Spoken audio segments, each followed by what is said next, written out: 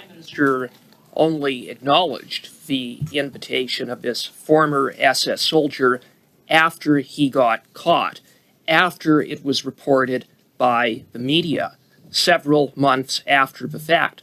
Why did the Prime Minister hide this fact from Canadians? I'm not sure I accept the premise of the question that he hid anything. Well, the premise of the question is very simple. There's a list of invitees from the Prime Minister.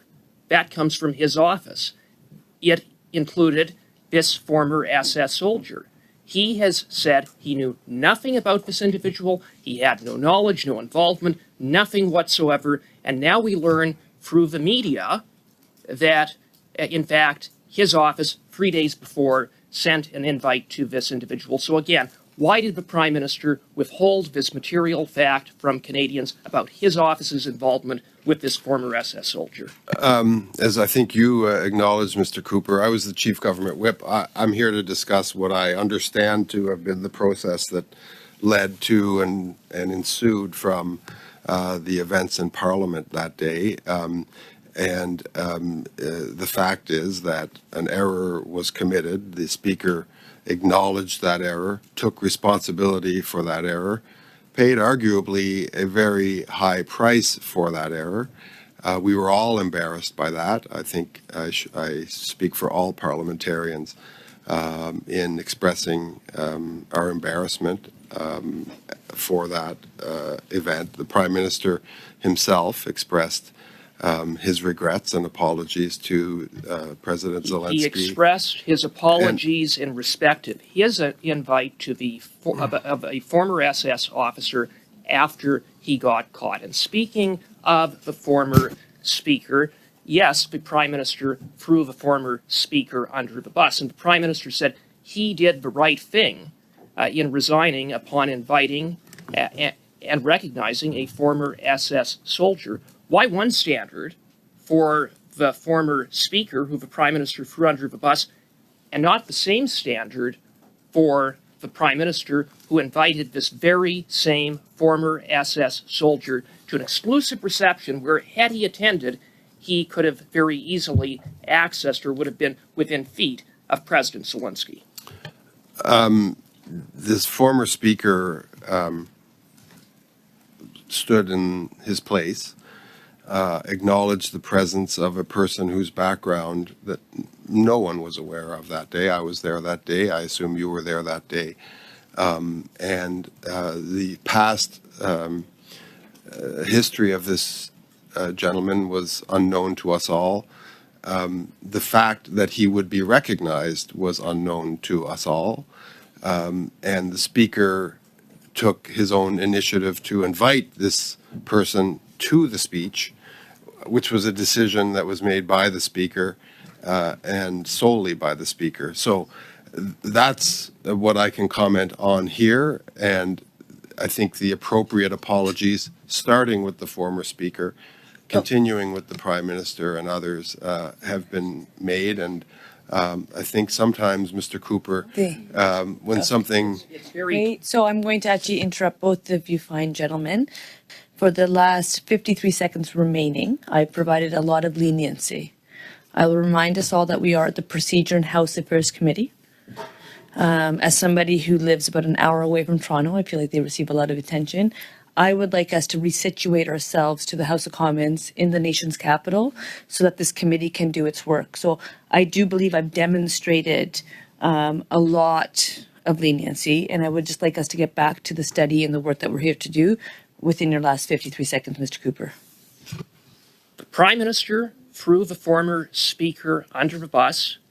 He took no responsibility. He covered up the fact that his office sent an invite to this former SS soldier. So, through you, Madam Chair, to Mr. MacKinnon, I'll ask the question I posed to you at the start of my round. Will you apologize on behalf of the government for this outrageous invite? Well, I reject the premise, unfortunately, Mr. Cooper, of your question. And stand by the invitation. Of course, what I said in my initial... You have no shame. What, oh my heavens. Point of order. Point of order. Mr. Gerritsen. Madam Speaker, the rules of the House of Commons and what happens in our chamber extend to committee. And to suggest that a member is not honorable by saying you have no shame is certainly out of order in our chamber, and therefore it would certainly be out of order in this room. I would kindly request that Mr. Cooper withdraw that comment and apologize to the witness. I withdraw. Are you not embarrassed, but you won't give an unequivocal Okay, apology? so on the I part of think the this is government? where I really do believe in the work this committee does. And I think what happens is that I really take my role seriously as the chair of this committee, believe it or not. And I think you do all take turns at trying to compromise the work that I do. And it makes it very awkward and it makes it very difficult. And I will just let you know that I do not appreciate it. So if we can just continue to carry ourselves with the regard that I know we can, we are by default honorable members. We don't even have to prove it. We just get that title. So let's just be that title for the dozens of people who are watching. So I do think Mr. Cooper recognized and did retract those comments. We'll leave it at that.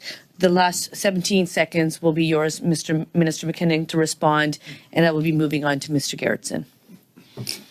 I said, I think, what I can say and understand to be the case about the incident to which you refer. Suffice to say, Mr. Cooper, I fully put to you that the Government of Canada has expressed its extreme regret for the error that the Speaker made, the former Speaker. Hi, this is David Crayden from Crayden's Right and Stand on Guard. Join the resistance. Resolve to resist. Become a member of this station. I've been practicing journalism in one form or another for over 30 years. I've worked in print, radio, and television for a lot of prestigious publications and media outlets. I was an Armed Forces Public Affairs officer. I worked on Parliament Hill. I know how Ottawa works, and I know how corrupt federal government can be. But you can play a part in opposing Justin Trudeau's government and Justin Trudeau's plans for Canada. You can become a part of the Crayden's Right resistance. Now, I urge you today, please support this station in any way you can. Ring that bell, subscribe, because that ensures you're at least going to continue to be able to watch these episodes. You'll beat the algorithm.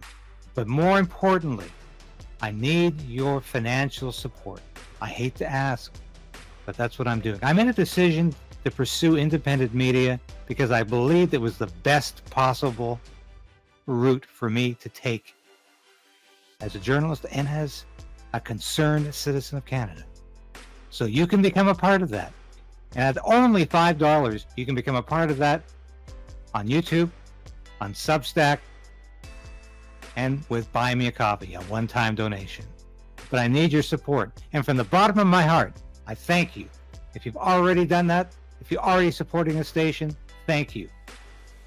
But if you haven't, make that decision today.